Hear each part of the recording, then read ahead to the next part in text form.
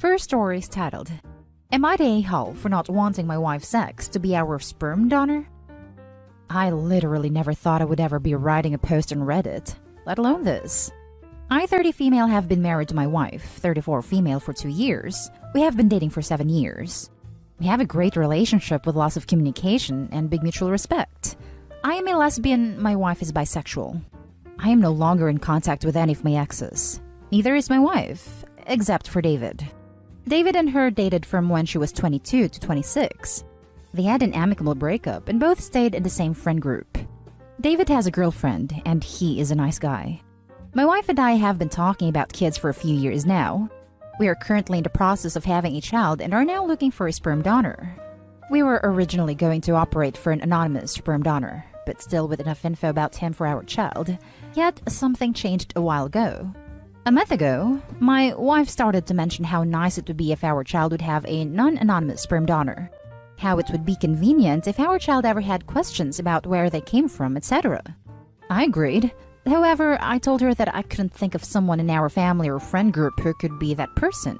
He sat me down and told me about how she had talked about this with her friend group, including David, and how he had contacted her afterwards. Apparently, he is willing to be her/our sperm donor.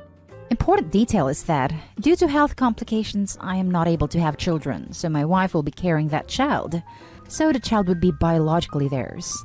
He told her how his girlfriend and him don't want kids, and how he wants to give this as a present to her. That it seems nice for him to have someone who is biologically his, but not him being the parent.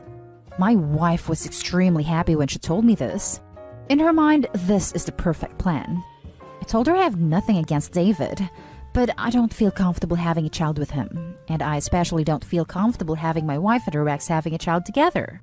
According to my wife, I am unreasonable. Her friend group, David and her family, have all contacted me saying that I am ruining my chances of a happy family, and how selfish I am. Am I the a-hole for not wanting a child with my wife's ex? Now for the top comments.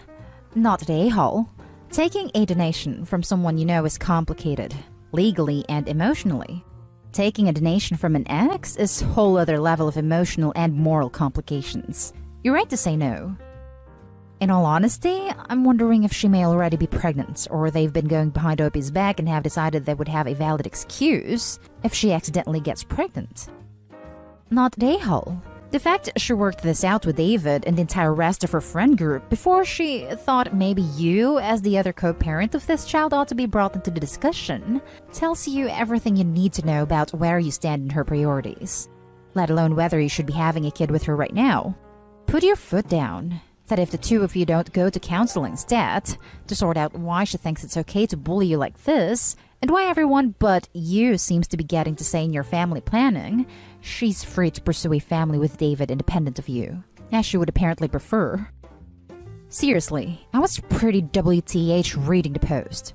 They're planning to have a child, not pass a law that needed to consult, discuss, plan and figure out a bunch of details with her party members before placing it before the opposition for final approval. Not the a-hole, Opie. Not the a-hole. So let's get this. She talked to David about being a potential before you. She talked to her friend group about David being a potential before you. You were uncomfortable and she's calling you unreasonable.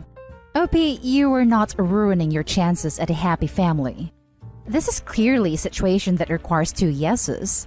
If anything, if she's bearing the child, you should bring the donor to the table if it's non-anonymous.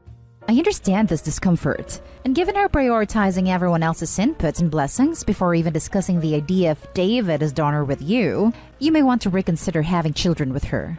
It should have been brought as an idea to you before anyone. I'd make it a hard no, insist on therapy, and get an anonymous donor. Not the a-hole. It's hard to take a donation from someone, but from an ex is pushing it. I wouldn't touch an ex's sperm because it would make insecure and make me feel like my partner wants her ex instead of me. Plus, the kid will just be another tie to ex. Next story. Am I the a-hole for lashing out after my husband ruined the food I prepared for our guests? Me, female 26, and my husband, male 33, Mike, have been married for a year now. He doesn't cook. He's bad at it. His cooking is the worst, despite learning from books / YouTube videos / me teaching him. It just never works. Every time he steps a foot into the kitchen, it turns into a mess. I don't know how. He just doesn't know how. Maybe because he's constantly busy with work, police officer, and is used to fast food. But he's good at other things, so we've agreed that I handle cooking. He handles chores, and everything was going well. However, recently he's been getting involved in my cooking. Basically making comments about what ingredients I should not add, and I try to take it under consideration, but only if he's being reasonable. Lately, he's been waiting for when I prepare dinner or lunch, then sneaks in and add extra salt, /pepper, /spices, /other ingredients that completely ruined the meal. First, it was a mystery to me. Had me questioning myself why I added too much salt or spices. Then he admitted he was the one adding extra ingredients and messing up my cooking. The meals are no longer edible. I've told him to not try to get involved in something he doesn't have experience with. I've basically been eating out for a week now because of him. Last night, we had my family visiting. I took the entire day preparing meals and he helped out by going to the grocery stores. I noticed he bought stuff from the grocery store that I wasn't allowed to see. I figure probably some snacks. As we were about to eat dinner, my mom and dad suddenly looked grossed out and said they couldn't eat because the food had so much salt in it. I was confused. I asked them to try another dish, which was too spicy for them to eat. My dad had an upset stomach and he almost threw up. He has a high blood pressure and salt wasn't good for him. Mike kept acting confused that my mom and dad couldn't eat anything I made. I knew Mike had something to do with it. My parents left and I felt ashamed, so I asked Mike. Then I blew up after he admitted he went behind my back to add ingredients that he thought were going to make my food better. I lashed out at him. Told him he ruined my work after spending hours and made my parents feel uncomfortable. Adding too much salt knowing my dad has high blood pressure. He argued that he was just trying to help and thought the food will be better, so I shouldn't yell at him. And my parents didn't say anything, so it wasn't that bad. I told him he shouldn't have done this, but he refused to acknowledge he did anything wrong, then went out to meet his friends for dinner. Not an a-hole. He's repeatedly and dependably ruining every meal he touches. If he wants more salt, he can add it to his portion at the table. There's no universe in which he's being helpful, and how he thinks is a mystery. Not to be that person, but can he taste and smell okay lately? Added to add, OMG folks, we did it. It's gaslighting. It's real honest to God gaslighting. I have no idea what his problem is. He keeps saying it's better this way and it's better that way. It's tiring and doesn't seem to know what he wants. Is it possible he's mentally unwell? This just seems so strange. I don't understand how to explain it if there isn't something else going on. He is purposefully ruining food. He is sneaking and doing it. He's sabotaging you. Either he's having a mental health crisis or he's being an a-hole. My money is on the latter. I thought the same thing. He knew he was going out with friends and he deliberately sabotaged the meal for her parents. Have one red flag. Not an a-hole. Mike either has a medical condition or he's just controlling. I mean, 40% of cops self-reported abusing their wives, so it wouldn't surprise me if he's testing the waters. The next story is titled, Am I the a-hole for making my husband stay in the basement? My husband likes to go to strip clubs. Under normal circumstances, he would go between every couple months to a few times a month. I've never really liked the idea of him looking at women like that. But I understand he has a hard job and needs to get away and unwind sometimes. I don't complain or try to stop him going, and I know it's not the same as cheating, so it's not usually an issue. The last year, my town's strip clubs have mostly been closed because of COVID. It's been a stressful time for all of us, and lately my husband has been even more irritable than usual. 2 nights ago was my son's 21st birthday. With everything being closed, we didn't have much of a celebration, but my husband said he and my son could use it for some father-son time. I had to work overnight at the hospital, so I left them their own devices.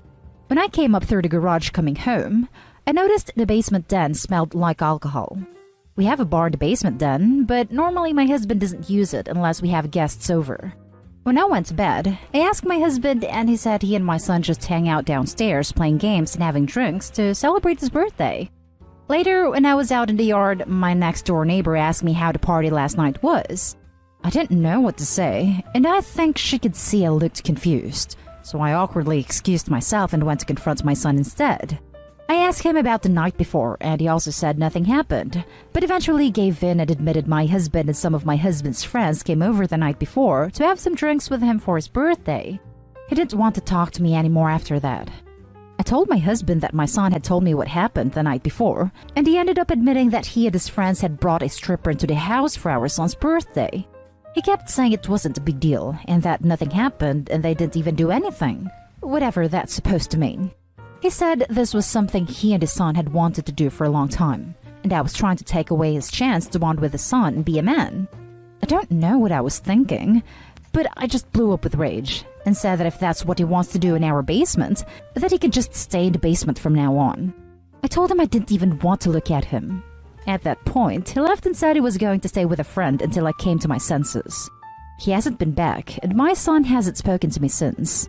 I know they're both grown men, and they can do this sort of thing if they want, but I just felt kind of hurt, like they were rubbing it in my face by doing it in our home. I may have overreacted, but part of me is still mad. Am I the a-hole? Now for the top comments. Not the a-hole. Your husband had a COVID party and brought a stranger into your home without discussing it with you. He has definitely earned a bit of quarantine in the basement time. Not only that, a stranger who removed her clothes for his enjoyment, and the house his wife also lives in. There is a big difference between stealing away to a strip club for an hour once a month and bringing a stripper into the home you share with your partner. It's obviously a sensitive issue for his wife, and he must have known this. Otherwise, he wouldn't have lazily tried to hide it from her. I would be fuming if every time I went into the basement, I had to do so with the knowledge that my husband had been down there, eyeing up another mostly naked woman.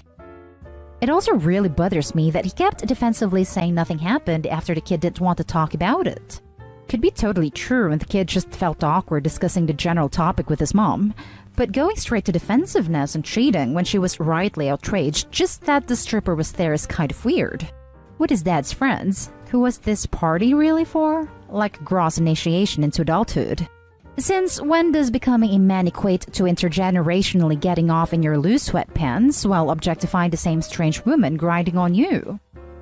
Not the a-hole. Your husband brought another woman into your home for the express purpose of taking her clothes off and grinding on him and your son without your okay or even telling you about it.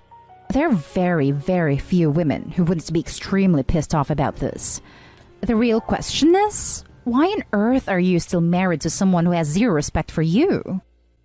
Also, this is gross. Father-son bonding time? What the heck? But I understand he has a hard job and needs to get away and unwind sometimes. Yeah? This is not a thing. Oh, honey, my job is hard, so I want to look at breasts.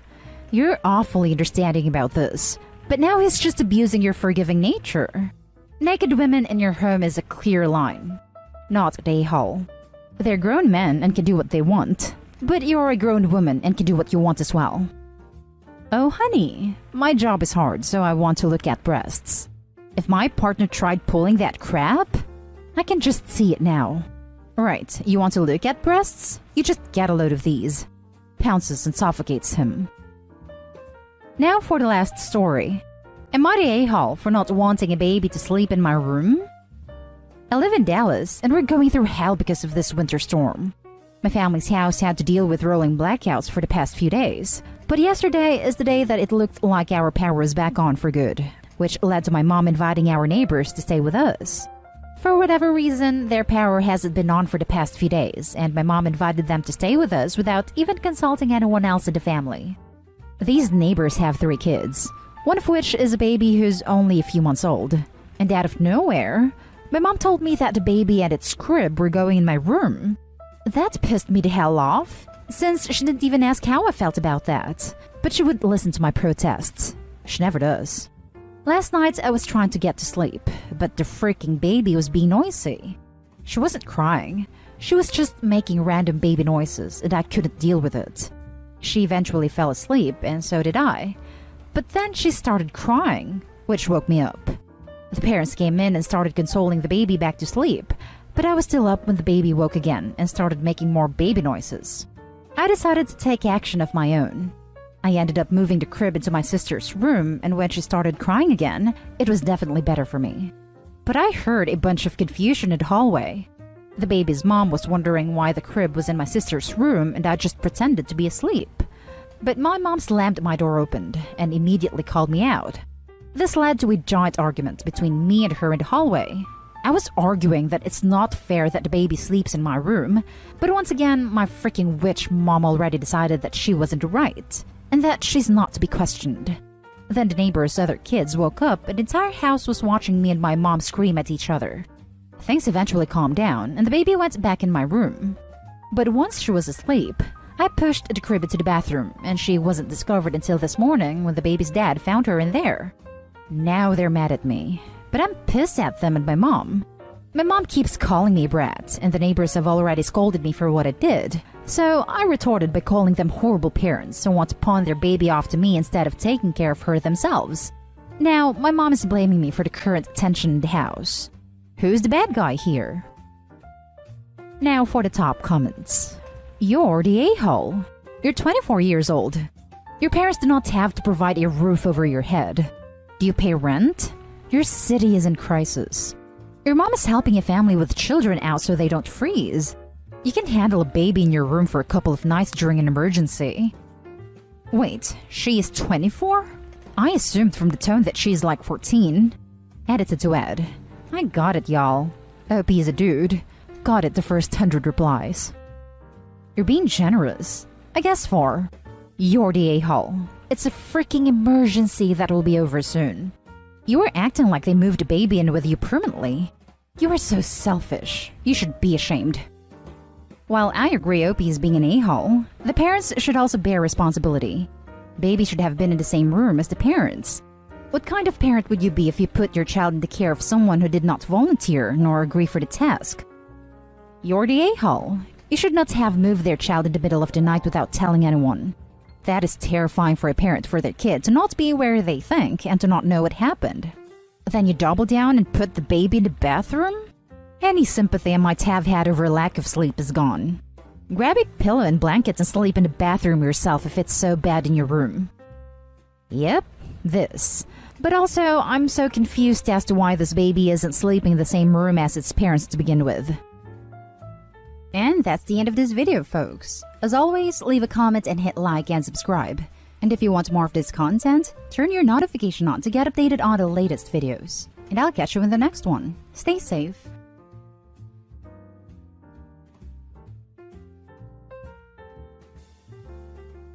Am I the a-hole for pointing out my dad's failure as a parent after he tried to critique mine? My wife and I didn't meet in the most conventional way. She was my late brother's wife. We had lost him when she was 5 months pregnant with our son, my nephew. She stayed close to the family and we all adored my nephew. I was more involved in his life and wanted to share as much of my brother with him as possible. My wife and I became each other's support through our grief, became very close friends. And, well, 7 years after, we realized we had feelings for each other. With my nephew's blessing, we began dating. Not everyone in my family was on board, but they did eventually. We've been together 9 years, married for 6, and have a 7-year-old daughter who my nephew, 16, loves more than anything. Biologically, we know they are both siblings/cousins, and that's something we didn't want to hide from her. Especially because we still talk about my brother, and he will always be my nephew's father no matter what. She's known from a young age, and it really hasn't been an issue. They still love each other and act like siblings. My dad's come back into picture recently. We haven't heard from him since my brother's funeral, but it's not like he was around much before that. He knows now that I've been married to my wife and we have a daughter together. But he got mad when he asked about if she knows, and I told him she's been told. That's not something we want to treat like a major secret after all. My dad started going off about how irresponsible that is, and she didn't need to know. Now for sure we've messed her up mentally. I just thought it was funny that he of all people thought he could lecture me on how to properly raise a child, given that he was barely around and left my mom to raise us. That's what I told him too, and he got even more mad. pretty much said I don't have a right to insult him for things he did in the past when he's just trying to point out a mistake we've made right now. I don't know if that's really a valid argument, but now he's acting like I've insulted his entire existence just for trying to give me some guidance. Was I the a-hole for this? Now for the top comments. Not the a-hole at all. He doesn't get to swoop in from his self-imposed exile and critique. Here's an unsolicited well done on handling the situation with the kids from a stranger on the internet too. It would be one thing if the dad wasn't being judgmental and was like, "Look, I screwed up years ago doing X and regret it. I don't want you to make the same mistake like I did and suffer."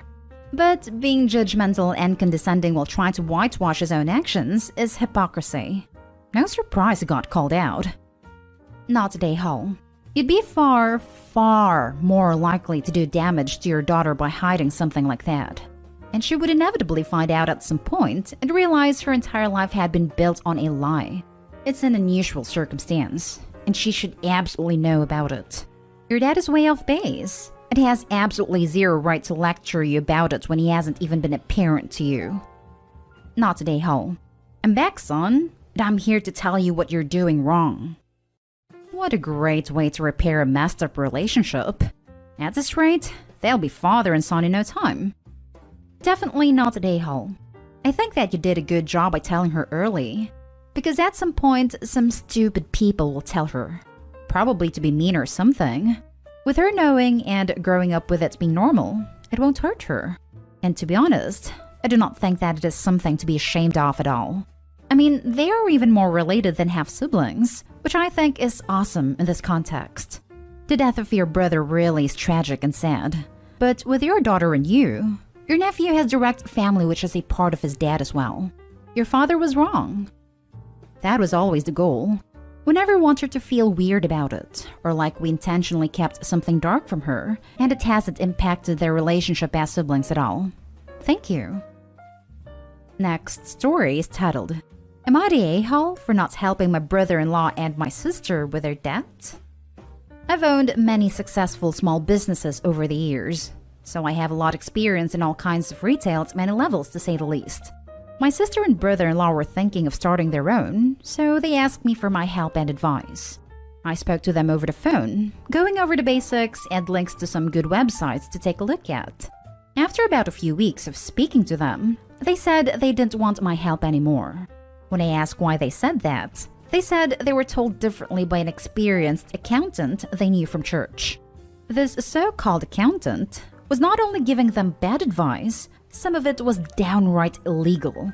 I told them this, and they said that I didn't know what I was talking about since he was a CPA, certified public accountant. I did a little digging on this guy, and he had no credentials whatsoever, and he had dropped out of community college after a year. I warned them not once, but twice that this guy was going to get them tossed in jail for tax fraud. My brother-in-law gave him fiduciary control so he could take care of financial responsibilities. Not even a year later, the guy took every liquid asset they could find and disappeared.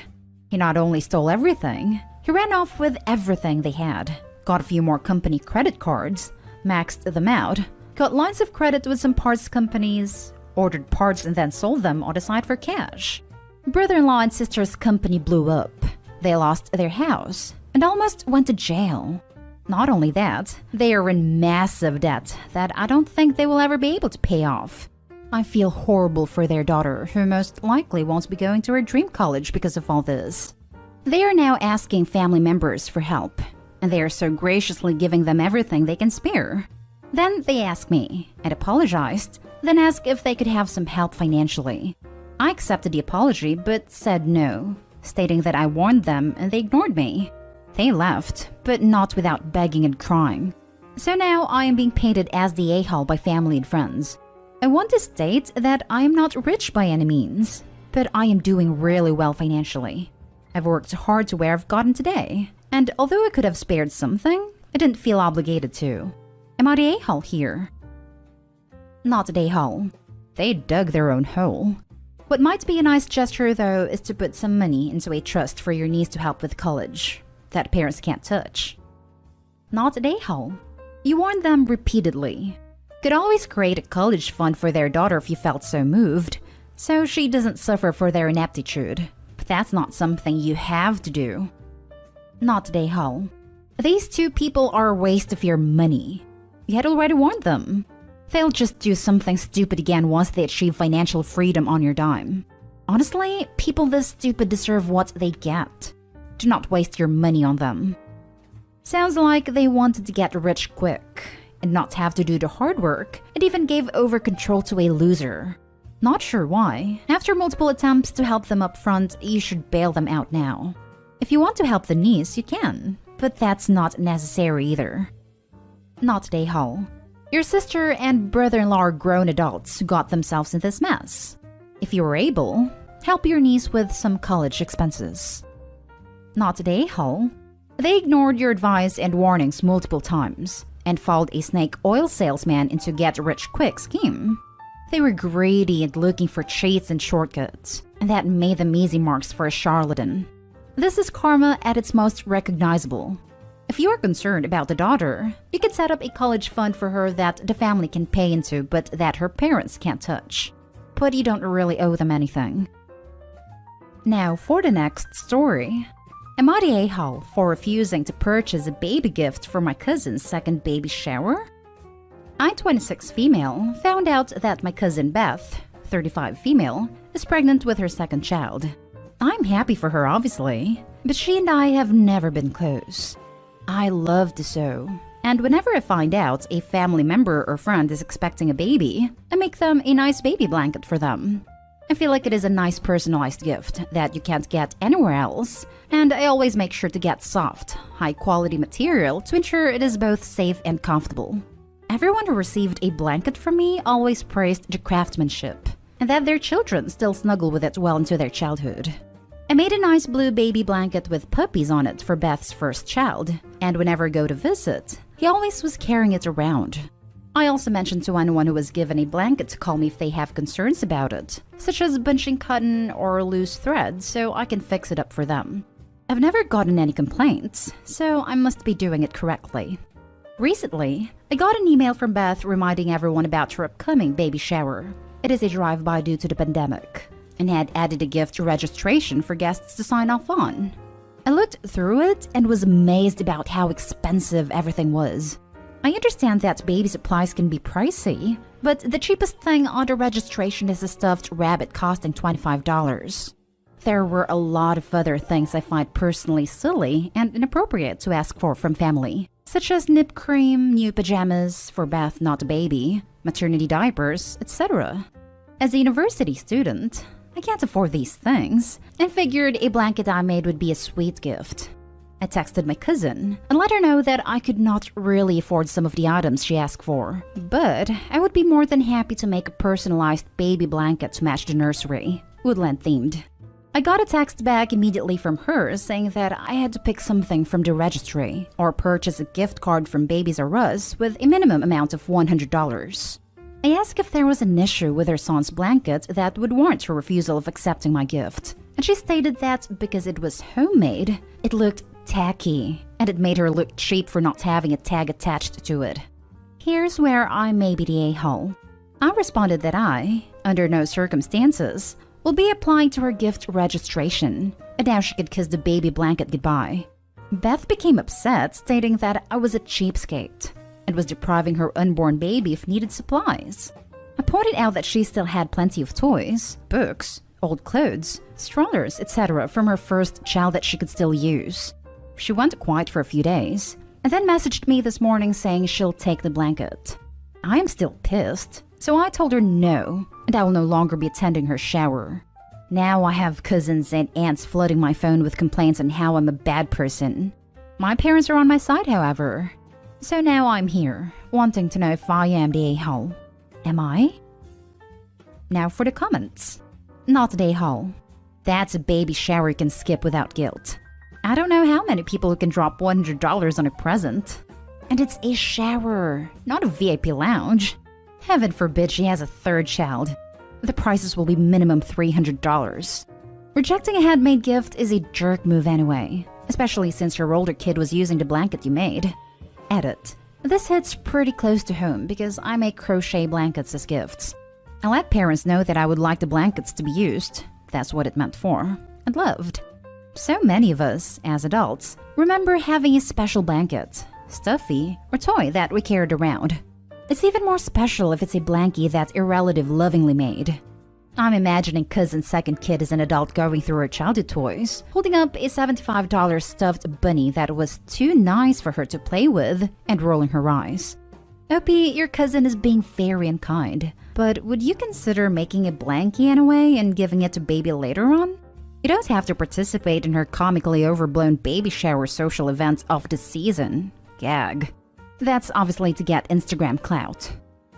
One of the few things I remember from being in labor with my first child, long labor, and an unplanned C-section, my memory of most of those days is foggy, is of my late, absolutely adored godmother standing in my hospital room, needing at sonic speed to make sure my daughter's lovely blanket was finished before she was born. That blanket was and is a treasure. Not an a-hole on many levels. Let's list the ways she's an a-hole. She insulted your first gift. She's having a second shower doll, especially if she has stuff from her first kid. It's not an actual shower, even a Zoom event. It's a gift grab. She reminded you to buy her something.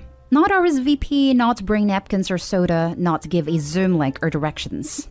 Her registry has no reasonable items. People who do that get bottles or puffy books from me with $10 max budget. She gave a minimum spending limit at all. That limit was ridiculous. She turned you down and then set her family on you. On the other hand, you offered a very thoughtful, customized, handmade gift of good quality and didn't call out any of her previous BS. Feel free to stop taking the high road at any time. Or just repeat when reply they send. She told me she didn't want a blanket because her first one was tacky and made her look cheap. I'm respecting her wishes. Anyone with any amount of sense knows how much more valuable of a gift a homemade blanket is than a store-bought one. You forgot one. She demanded a minimum of $100 from a university student. Not a a-hole. She's a choosy beggar who then doubled down and drilled a bunch of family as her flying monkeys. Ditch them all. For the last story, am I the a-hole for giving my daughter more attention than my sons? 3 years ago, my 40 female husband, 39 male at the time, died in a car crash. My daughter Kate, 10, was in the car with him. Luckily, Kate wasn't seriously injured, but she has severe anxiety and PTSD from the crash. Kate's PTSD relapsed, and she's having nightmares to the point where she wakes up screaming almost every night, has flashbacks at least once a day, and she's extremely attached to me. She's working with a therapist and is slowly getting better. She didn't wake up screaming last night, but she still needs a lot of attention. I used to make dinner with my oldest, 17 male, while Kate played in her room, but now she usually makes dinner with us, and when she's not, she's sitting at the kitchen table watching. I also used to watch a movie with my oldest and my middle son, 16 male, after Kate went to bed, but now our bedtime routine takes longer. I used to braid her hair and tuck her in, but now I braid her hair, tuck her in, and read to her until she falls asleep because it helps her calm down. And I don't have time to watch a full movie with them. Last night, Kate fell asleep pretty fast, so I had time to watch a movie with my sons. But when I asked them if they wanted to watch a movie, they told me to go back to Kate's room since I'd obviously rather be with her anyway. I tried to explain that she needs this right now, but they wouldn't hear it. Am I the a-hole for giving my daughter more attention? Edit. I'm realizing that I didn't make this clear in the post, but Kate hasn't been like this for 3 years. She's had anxiety and PTSD since the crash, but it's been manageable until around 2 weeks ago when her PTSD relapsed. I hate to say it, but you're the a-hole. You have 3 children. Yes, your daughter is going to need a lot of help right now, but so are your boys. They lost their father too. I suggest getting individual therapy for everyone, including you, and apologize to your sons for not being there for them. Everyone's already in individual therapy. Y'all clearly need group as well. This is so tough. Very, very, very soft, you're the a-hole. Yes, Kate probably needs you right now more than so than them, but they all lost their dad. They all need you. I don't see the harm in extending Kate's bedtime routine, but you need to find some way of making it up to the others. Maybe a day of just them. Or maybe find a TV show that's only 30 minutes you can watch at night with them if there's no time for a movie. You should also think about having family dinners again to keep that open communication. They lost their father too, and need you. I know Opie edited to say that Kate has only relapsed recently, but I think it would be good for Opie to seriously consider if her other kids were already getting the dregs of her attention. I think it would still be understandable, but I find it unlikely they reacted this way because of a reasonable 2-week shift in priorities. I think this might be above our pay grade, honestly. Really, this is the only answer. I don't understand people calling someone the a-hole when they lost their spouse and are trying to take care of 3 kids alone. They'd probably also call Opie the a-hole if she was ignoring her daughter to make her sons happy. It's a rough situation for everyone, and impossible for others to judge.